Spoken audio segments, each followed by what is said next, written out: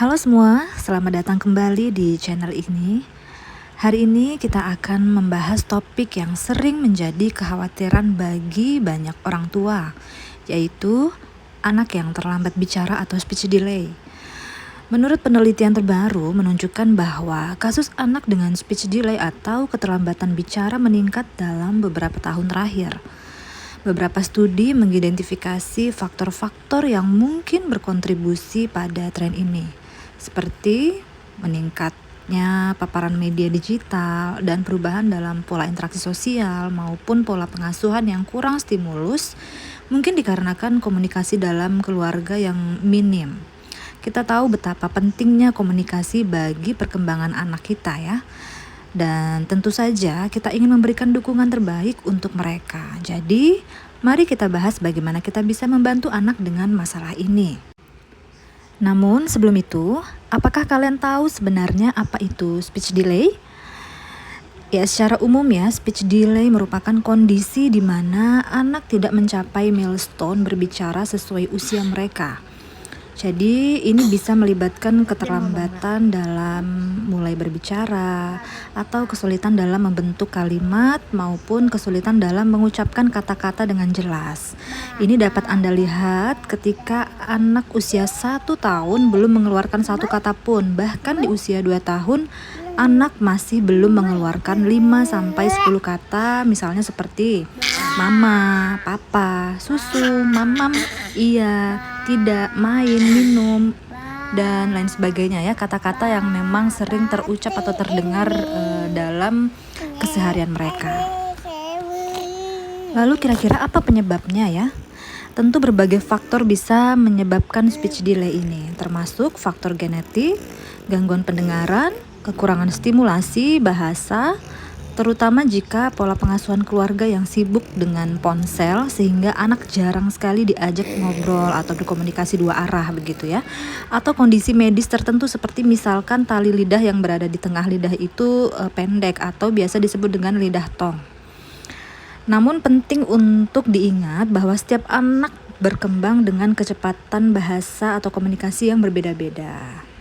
Beberapa tips dari terapis anak berkebutuhan khusus dan psikolog bagaimana cara menangani anak-anak dengan kondisi speech delay. Pertama, kita bisa memberikan pijat refleksi di area mulut, pipi, dan leher seperti contoh sederhana pada video ini ya. Hal ini berguna untuk melatih otot-otot area rahang dan mulut menjadi fleksibel dan rileks sehingga memudahkan anak untuk berbicara. Nah, bisa dimulai dari memijat area atas bibir, kemudian di bawah dagu, kemudian di pipi dengan memijat lembut. Kalau bisa sebelum dipijat kita mengoleskan minyak yang aman ketika terjilat ya, supaya tidak iritasi.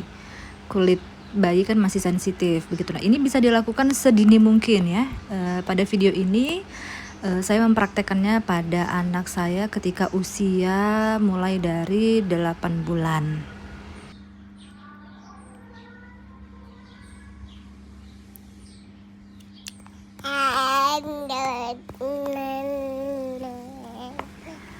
Kemudian bisa juga kita melatihnya dengan sering-sering memberikan stimulus di area dalam mulut seperti di lidah ataupun di gusi ya, dengan ini sikat gigi elastis atau silikon yang memang aman untuk balita.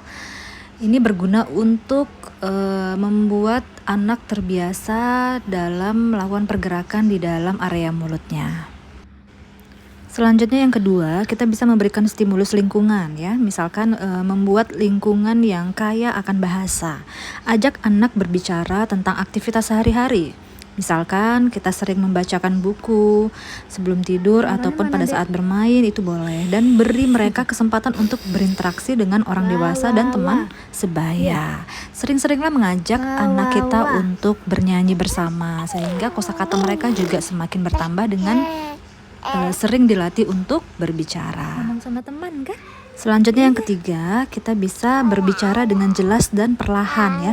Gunakan bahasa yang sederhana dan berbicara dengan jelas, tidak menggunakan kalimat-kalimat yang dibuat-buat seperti misalnya ada dede, ada tutu tetali. Nah, seperti itu tidak disarankan ya. Kalau memang mau berkomunikasi saja yang jelas ya. Adek mau makan begitu ya, bukan dengan adek mau mamam gitu. Jadi mereka tidak terlatih mendengar kalimat yang jelas. Selanjutnya yang keempat, bisa dengan menggunakan visual ya, gunakan gambar, kemudian buku-buku bergambar dan alat bantu visual lainnya untuk memperjelas konsep dan kata-kata. Jadi ketika kita membacakan buku, usahakan buku itu bukan diletakkan di atas meja, tetapi caranya buku diletakkan di samping wajah kita. Kemudian kita menunjuk ke arah buku dengan memperagakan kalimatnya, misalkan Budi membeli sayur. Nah, anak menghadap ke wajah kita sekaligus melihat bukunya. Dengan begini anak bisa melihat gerakan bibir kita sekaligus mendengar kalimat yang kita ucapkan.